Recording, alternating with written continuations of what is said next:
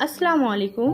আজ রবিবার করে আমি আমার মা বাপির কাছে আসি, তো ভাবলাম বাপিকে কিছু করে খাওয়াবো, তাই আজকে বানিয়েছিলাম আলু পনির পরোটা।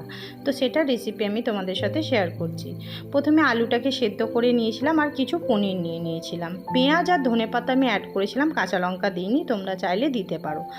সেদ্ধ আলুটাকে ভালো করে মেখে নিয়েছিলাম। একটা কড়াইতে তেল দিয়ে প্রথমে পনিরটাকে ভেজে নিয়েছিলাম। ওই একই তেলের মধ্যে জিরে ফোড়ন দিয়ে কিছুটা পেঁয়াজ আমি হালকা সটে করে নিয়ে তার মধ্যে জিরে, হলদির গুঁড়ো আর লঙ্কার গুঁড়ো অ্যাড করে একটু ভেজে নিয়েছিলাম। ভাজা পেঁয়াজটাকে আলুর মধ্যে দিয়ে তাতে উপর থেকে ধনেপাতা আর স্বাদ মতো নুন অ্যাড করে আলুটাকে ভালো করে মেখে নিয়েছিলাম। ওপর থেকে পনিরগুলোকে ক্রাশ করে দিয়ে আবার আমি ভালো করে মেখে নিয়েছিলাম। যেভাবে আমরা রুটি করি তার জন্য একটা আটার ডো আমি বানিয়ে নিয়েছিলাম, একদমই নর্মালি। তারপরে আমি সেটাকে ছোট ছোট করে কটা লেচি করে নিয়েছিলাম। আমি যেভাবে দেখাচ্ছি ঠিক এইভাবেই আমি আলুর পুরটাকে